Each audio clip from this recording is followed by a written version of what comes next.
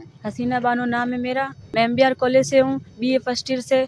और हिस्ट्री की क्लास चल रही थी हमारी, 150-200 बच्चे बैठे थे। तो टीचर ने बोला कि मतलब बहुत गौतम बुद्ध का टॉपिक चल रहा था।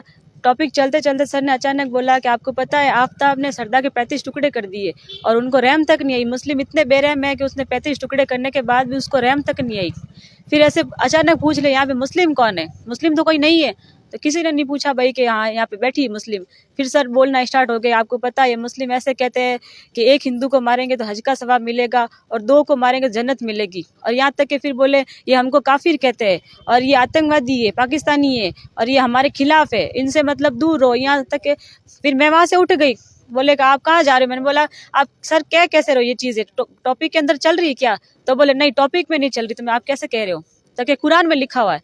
मैंने बोला कुरान में लिखा हुआ, मैं पढ़ी हुई बताओ मुझे कहाँ को लिखा हुआ कुरान के अंदर।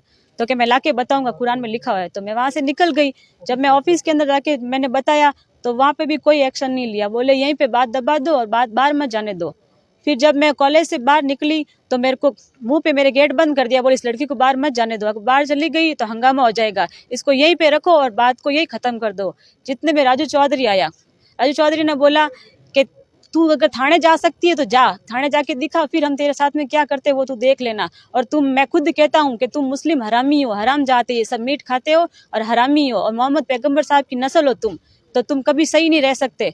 ऐसे करके फिर मैंने उसको बोला तू इतना मत बोल तू, और यहाँ पे मैं थाने जाऊंगी, फिर बाहर निकले तो बस मेरे को एक बार। तो मेरे को बोले जा बाहर जाके दिखा। ऐसे करके मेरे पाँव पे गाड़ी चढ़ा दी उसने। फिर गाड़ी चढ़ाने के बाद में बोले लड़की को अंदर लो। कॉलेज के अंदर 2 घंटे मेरे को बैठा के रखा। बोले बाहर चली गई तो तेरे को पता ही हम इतने सारे लड़के और क्या करेंगे तेरे साथ में। मेरे को जबरदस्ती अंदर बंद करके रखा सारे लड़कों ने।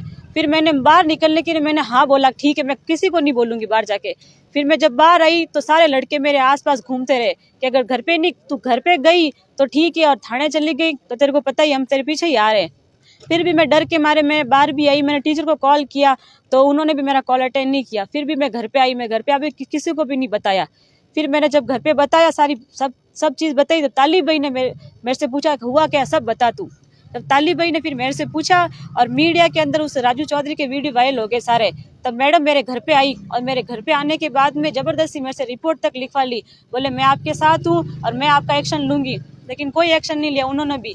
21 तारीख की बात थी, 27 तारीख को मैडम ने रिपोर्ट भी लिखाई लेकिन कोई एक्शन नहीं लिया अभी तक भी। टीचर कौन था? टीचर का क्या नाम? पदम सिंह।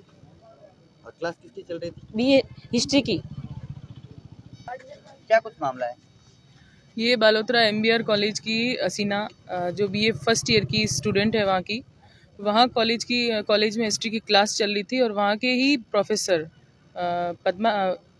पदम सिंह जी उनके द्वारा टॉपिक से बाहर जाते हुए इस्लाम के ऊपर, मोहम्मद साहब के ऊपर, जातिवाद और एक भड़काऊ स्पीच देना कॉलेज के अंदर, जो कि एक विद्या का मंदिर है जहाँ विद्या से संबंध में बातें आप जो आउट ऑफ सिलेबस बात कर रहे हो, आउट ऑफ कोर्स जाके बात कर रहे हो, ऐसी गलत बयानबाजी करते हो तो ये गलत है। उसके लिए ही 21 तारीख का मैटर था, आज 1 तारीख है। वहाँ पे जहाँ ये केस भी दर्ज करवाने गए वहाँ भी मैडम ने इनके साथ बुरा व्यवहार किया, फिर भी इनका कोई सुनवाई नहीं हो रही उस चीज़ को लेके आज हम SP साहब के पास आए हैं और यहाँ पे हम ज्ञापन देके हमारी न्याय की मांग करने हैं।